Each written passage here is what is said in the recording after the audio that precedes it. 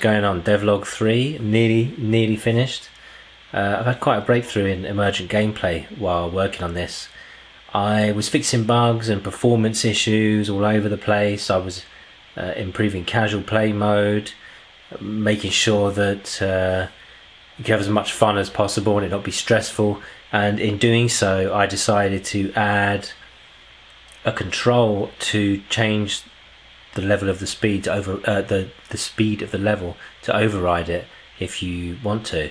The way it was set up initially was that you would pick up a weapon if you hadn't already purchased an upgrade, and that would then swap the weapon out to a more powerful weapon, random choice, and you'd get to use that weapon for a brief amount of time, and then that would end and you'd switch back to your default weapon. But different weapons make the speed of the level increase because they're so much more powerful. I sped up the level according to the weapon that you had equipped initially, and that was sort of like a cheeky way of balancing the difficulty. And I've since then made many different changes to balance the difficulty in damage and all kinds of stuff, so I don't really need that hacky mechanic to balance things out as much. And also I'm kind of restricting how you get to play the game. What if you want to have a really powerful weapon but play really slow? So what does it matter to me? What does it matter? I want you to enjoy the game how you want to enjoy it. It's a little piece of interactive art, and you should be able to enjoy it how you want within reason. The way you play it doesn't really affect the overall point of the game, especially casual mode. The whole point of casual mode is that it's casual, you play it however you want, so you can swap any weapon and play at any speed. So that made sense. And then once I'd done that, I played casual mode like that, being able to pause and change the speed, and it was like a eureka moment. It was like, oh, this has just changed the game completely. I should have done this from day one, but hey, you have this rigid thinking when you're trying to be specific about what the game should do and how it should be. So finally I put it into the campaign mode as well. You can change the speed if you like. It still automatically adjusts the speed according to the weapon if you haven't selected the speed. So if you're in the game, I've now got an intro. I totally forgot to mention that. So I've made this intro. You're down here coming around, leaving the earth while there's a battle going on here. These were enemy fleets. I had to render this out to a video. I actually built it as a scene in Unity, rendered it out to a video, as a PNG sequence, and then put that into DaVinci Resolve. And this is just I think this is a 1 megabit per second. This is a 1 megabit bit rate video, very low bit rate.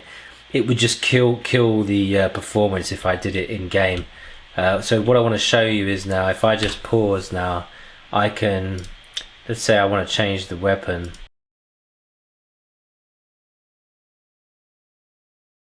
Let's get a bigger weapon, but and I go to resume. I've overridden the speed here. See, I've got it selected. If I take the selection off, it will go at the speed that the weapon is set to. And now I can override the speed. So I want to go to speed 1. It will go, now I'm playing slow. So you can override the speed suddenly to slow down to get your health up, and then bang it back up when you're ready. Go right through, boom, boom, boom, boom. Oops, dear. Slow down. Let's get a big bad weapon and keep it slow as well, actually. Oh, what's happened? We've got another bug. Brilliant. Lovely. Just what I wanted. Another bug. Thanks for that. Brilliant. Yep. Super duper. I've got to fix that. For some reason in the Unity editor when I'm playing it, every 20 seconds there's a stutter, but it doesn't happen on the mobile device. Not sure what that is. There it is again. You'll see it every 20. I've counted it. It's every 20 seconds there's a slight stutter. I'm not sure what it is.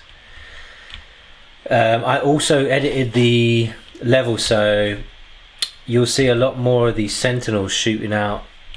Those things there, these are the sentinels, the guards, the spiral attacks. They are in place of the chaos orbs. Now if I change my loadout to something less powerful, from now on they will be chaos orbs that I'll be able to shoot and they'll blow up. Yeah, there they are. There's a chaos orb there. I'm about to pop it. Boom. Alright, so we're on casual play now. I've got the max settings going nuts. Going way too fast probably, but you know, here we are. I've got max armor. Oh dear, see, now I can slow it down, get my health back up before I smash into a load of stuff and kill myself, because I just got hit by the boss weapon that's coming down through the level. That laser cannon. Yeah, my health's all up now. I think I'll speed it up. Let's speed it up. Let's put it on 3 even. Let's not go too nuts. Remember, this is casual mode, so it's not the main level. It's not been designed the way the main level has. This is very wild. It's been tweaked manually to improve it, but it's been generated by my script. And this is what the purpose of this weapon is for, really. It's like a kind of a wall to catch all those rotators, because you don't get them with the weapons that just fire horizontally. There's only a couple of weapons that have verticality to them, and that's what they're for. That's why I thought, well, then you could change weapons if you didn't like that weapon as well, you know, depending on the situation. You can then change your weapon. Got a lot of horizontal enemies as opposed to any verticals. Anyone can create a playstyle, basically. It just adds versatility to it. I really like it, and I'm really happy with that. You can be as powerful and as fast and as slow as you like. It really doesn't matter. Speed up, go nuts. Yeah, every time I speed up I get hit. But still, managed to recover. Very hard to see that laser cannon when you're going really fast. That's part of it, you know, it's intentional. Part of the difficulty, being able to avoid that cannon. Otherwise, the game was too easy. Once you got a certain amount of power, you could just not touch anything and just let it go. So I implemented that level cannon, laser cannon, very early on for that reason. So yeah, it feels like I haven't got much to show you, but I've done so much work on this. This took so much work, this whole thing. I had to refactor so much code to implement all of this, but it works a treat. That's why now the audio is so important. I need some really good sound effects, some cool music, and the hardest thing is making sure that they're not annoying sounds, and it's not tedious music that's going to drive you mad. You know, as you can see, I'm not even touching it, and it's just sailing through because I'm just got all the upgrades, and obviously I haven't been hit by the laser cannon yet, so it is still possible to a degree. There will come a point where it won't work. I've tested that thoroughly, and you shouldn't be able to just leave it and kill everything. But even if you can, who cares? You know, you've done the work, you've upgraded it all, you've done everything. You find it fun just to slide left and right, killing everything. That's why the sound effects are crucial to make this fun. And remember, I'm not putting ads in this. There's no pay to upgrade anything. There's no microtransactions. So the whole point of this game is that I create something that people go to pass time when on the train, or just to get some enjoyment. That's the whole point of it. It's a little bit of interactive art. It gives you a good feeling, and you pick it up and put it down. You pay for it, you own it, and you've got it forever. Any updates I decide to do on it, that little timer there, by the way, on the UI, I've just realized I put that there for myself because I want to see the play time of the levels depending on, you know, what your build is. So this is the intro scene that I outputted to an image sequence, and then yeah, this is where it all starts. Yeah, the computer doesn't matter. Okay. So let's have a look at the scene. What's in the scene? Where's the scene? Where are things? What is going on here? Are we zoomed in? Ah, we're right zoomed in. Okay. So we have our little scene here, and yeah, everything is done on timers really. I've got multiple cameras and objects and things, so the player and the bomb are currently not activated. They get put on so many seconds after. Where's the panel? I'm just trying to look at the other screen to make sure I can get this on the screen to show you. So, oh, for goodness sake, it's so annoying. So many panels. What am I looking at? Waypoint follower. Yep. So I've got on the. They've got the player and the bomb have waypoints to follow.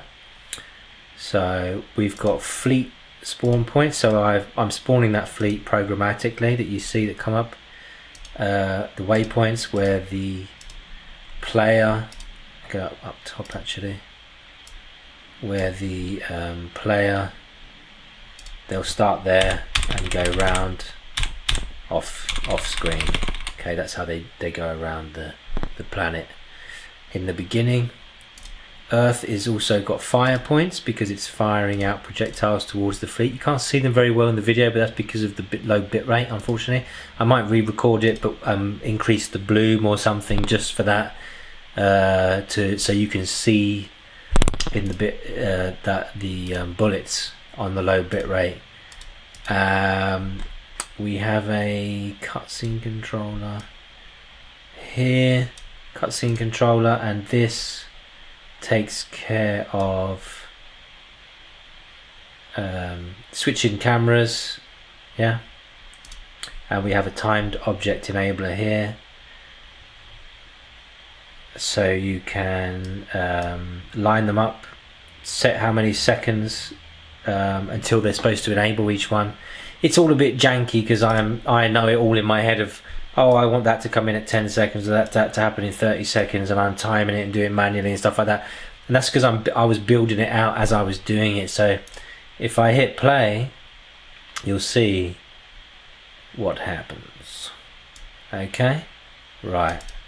So as you can see, there's an awful lot of game objects in the scene now. Okay, these are all enemies that they're very, very tiny that far away, but as you can see, they are indeed rows and rows of enemies. Okay, you can see that, and they're all animated doing their thing. Yeah, there they are, and it looks like a weird positioning, right? That's because of the angles of the cameras. That's what I'm saying. This is very much like a film setup as opposed to a game setup. There's the bullets, the projectiles being fired from planet Earth. You can see them just there. Let's see in the game scene. You can see them here. Yep.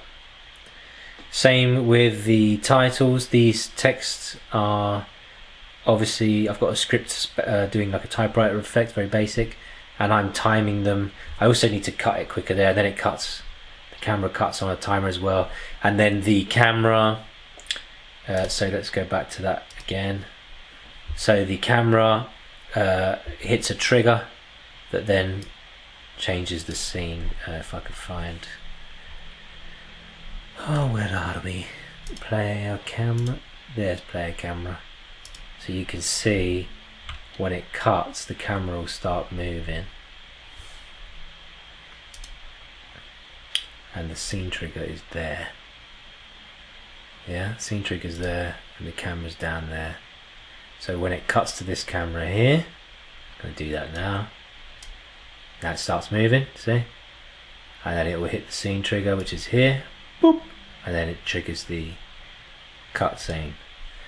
And you can skip it by either tapping the screen, pressing escape, or whatever. I'm doing all the keyboard and mouse controls, and I'll do gamepad controls as well for the PC. But that's it. Yeah, it runs real smooth on the laptop.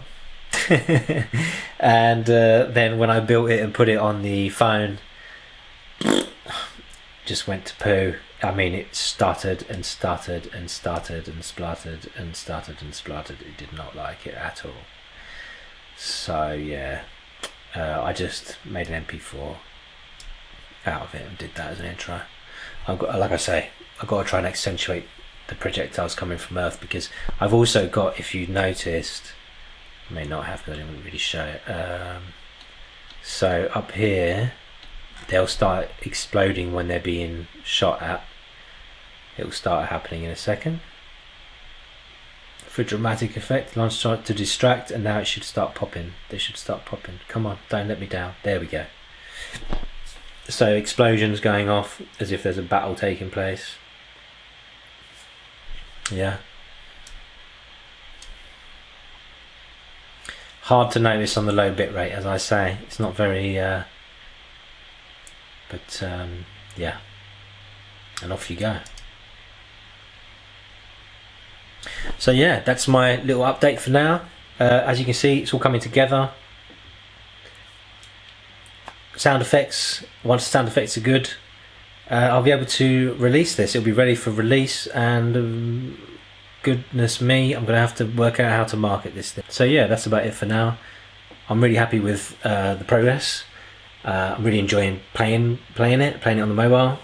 It's all responding well. It looks good on the mobile, and there's a few little bugs I've got to fix with like canvas. Sometimes sometimes when I first start the game on mobile, when I skip the cutscene, it leaves bars on the outsides of the image where the aspect ratio is supposed to be fixed.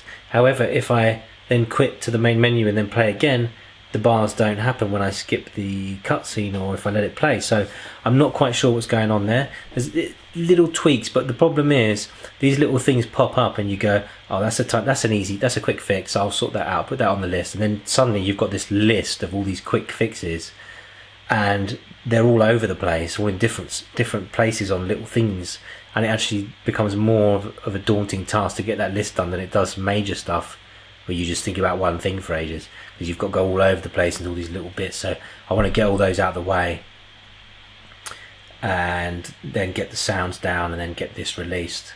I've been a bit naughty. I've been working on other games for my next task, my next project already. I'm focusing on 3JS, and I've been working on my shader skills, because my area of expertise really is in game design and graphics. That's my main thing. Even though I can code and do all the other stuff and make a whole game myself, I'd rather not. I'd rather focus on design aspects and graphics, in particular 3D and shading, writing shaders and stuff like that, visual effects. So yeah, thanks for watching, and stay tuned. Next episode, it should all be wrapped up. I'm looking forward to what the game's going to feel like when I start. I've got a few of the sounds chosen already, so I'm quite excited to put them in. It's going to really change things. It's going to really change this. This game has never had a single sound effect in it. The whole time I've been developing it, I haven't even experimented with sounds in it. I haven't even thrown some stock sounds in to be like, oh, this feels gamey. Nothing. So it's going to be really interesting. Hopefully it will really bring it to life and it will feel fantastic. I'm really feeling positive about it. So yeah, stay tuned for that, and take care of yourselves. Bye bye.